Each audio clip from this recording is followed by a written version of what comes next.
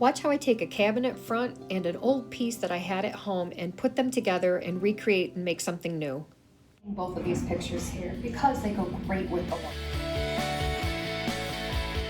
I just found this morning on Amazon.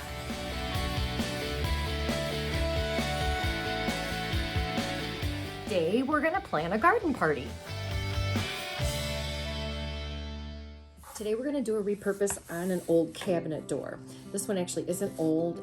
This is something that I actually bought at an old antique store. Someone must have had these as blanks and there may have been little things that were wrong with them.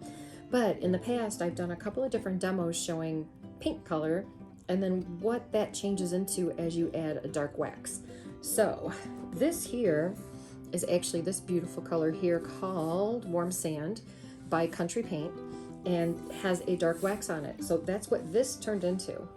This here is actually this color of blue here. Actually, it's called Totally Teal, and that is with a dark wax on top of that. So your wax can make a huge difference in your end product. So I had used this a while ago and just kind of put some kind of a cute decal and vinyl on here, and today I thought we would just go ahead and repurpose this whole thing. So I did have to sand, which you normally don't have to, but I did have a couple of coats of wax on it, and once I was able to get the decal off, I had some lines here that I could feel. So let's get started.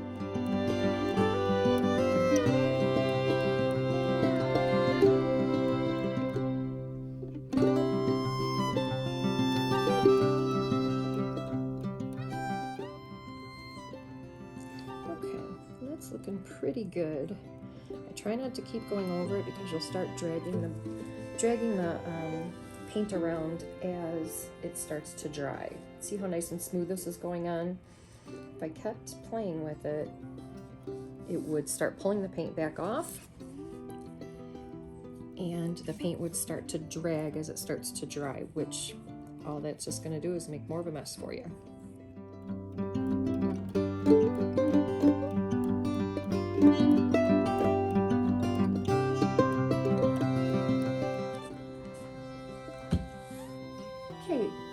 Dry now. I'm going to go ahead and do a second coat on this and see if we can't be done. I'm not going to do any distressing on this. It's just not what I'm looking for this project. But if you were going to be distressing, my suggestion would be after this is almost dry, not tacky, but after that, depending on the temperature of the room and the humidity, usually your piece can be dry and enough to put a second coat on or do some kind of distressing within about 15 minutes. And you can take a rag to do your distressing if you'd like.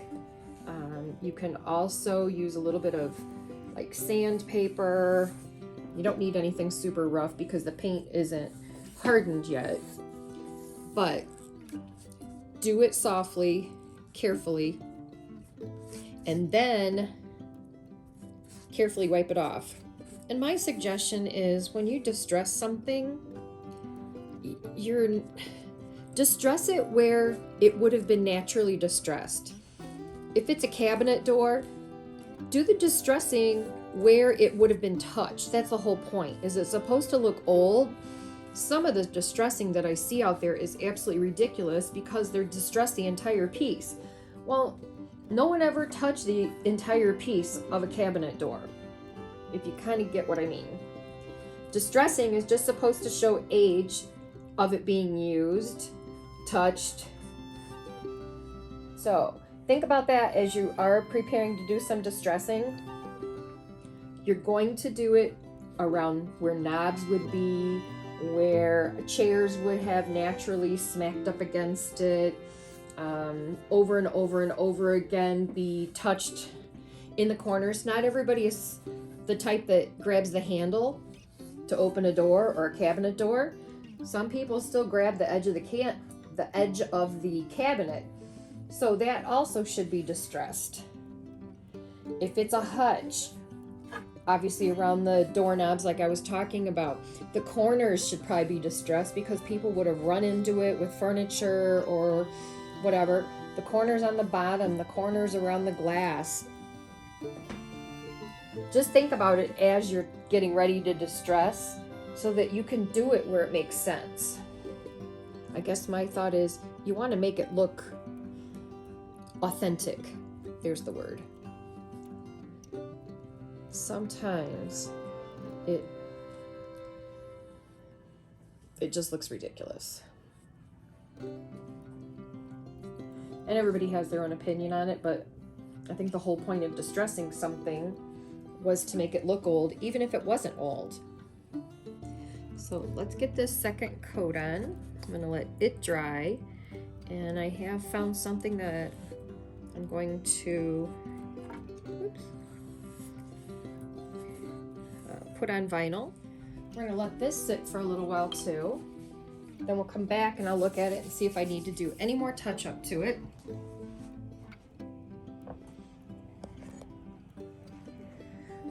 It's a very, very pretty color.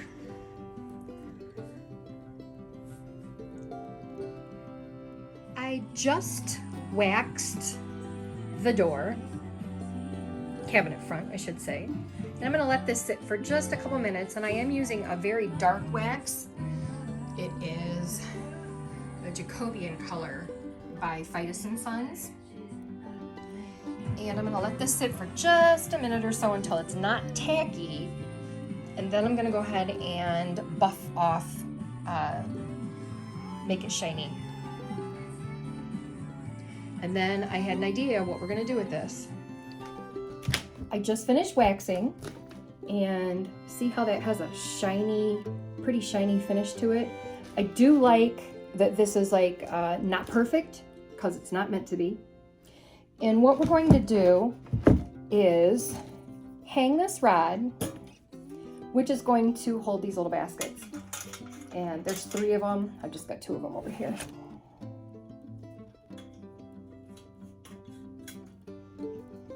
And I'm gonna hang it at the bottom of this, and we're still gonna make some kind of a sign that's on the front. Also, in the meantime, I went ahead and put some hooks on the back. So let's get the holes finished here.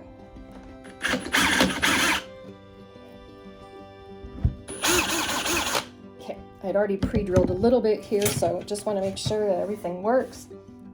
Okay, so now that that's on, I can show you what we're going to be doing here. Get down here. There we go. And now we're going to put on a coat of Mod Podge. This is going to seal in the wood and then also give us a barrier to be able to apply our vinyl to. If you don't use the Mod Podge first, vinyl generally will not stick to a wood product. Okay, just going to wait for the Mod Podge to dry. Here is my metal piece that I screwed on. And I've got 2 of my baskets here, and I've got another one in another room. And in the meantime, I'm going to try and figure out what we want to put right here in the center. And then we'll get this finished and hung. All right, and we are going to cut the word bloom out of this white vinyl. And now we're done. I'm gonna weed this out so I can get it on transfer tape, and I'm telling you, white is the hardest because it's so hard to see.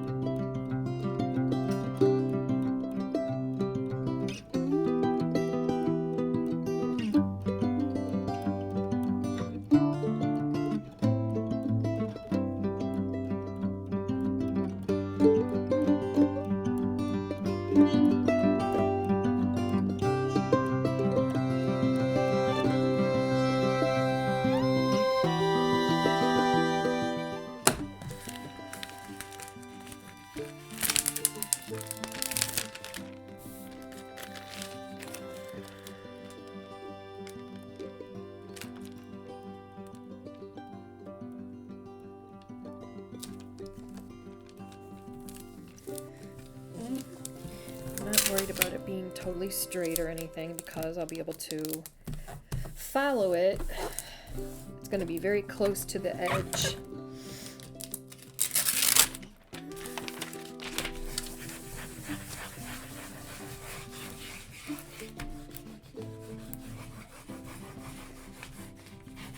Alright, I'm going to get it burnished down really well so that it will come off the transfer tape.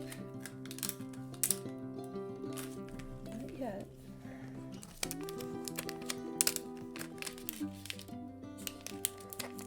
And sometimes what you do is you take it from the back and peel it off to the front, and that'll get it going, which is what I'm going to do here.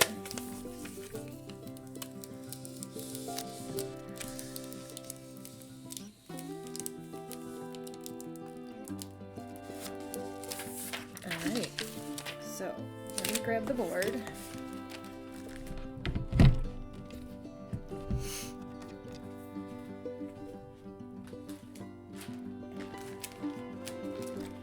And I'm going to find the center of my paper. So I'm just taking both edges here and just kind of lining them up, trying to figure out where the center is. And it's going to be right about here. So this is going to be where I want my center to be. And this is, of course, not even. Alright, we're going to go with about here.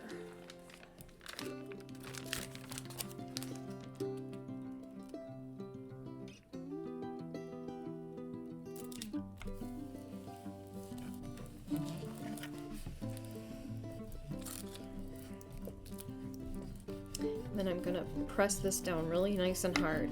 Remember, we have a coat of Mod Podge on here first,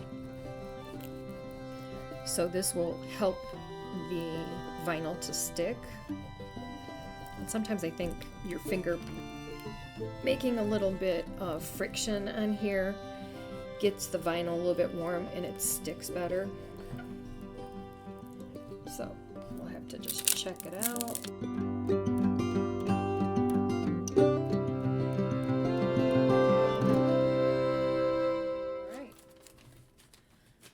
Pretty good.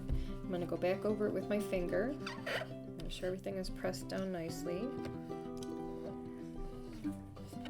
And what I like too is the type of font that we used. If it's a little off slightly, it doesn't matter. After applying the vinyl, I attached the baskets to the wrought iron piece that we had already screwed on. I hung it in my breakfast room and stood back and looked at it and realized that the cute arrangement in the middle basket was just too tall. It did block the word bloom. So I removed the flowers for now, and I'm just going to look at it for a while and decide what it is I actually want to put in here. So I do think it's a cute project. I think it's something that you would enjoy doing too. So take a few pieces that you may have and see if you can repurpose them and put them together and make something new out of them. So thanks for watching. I hope you enjoyed this video.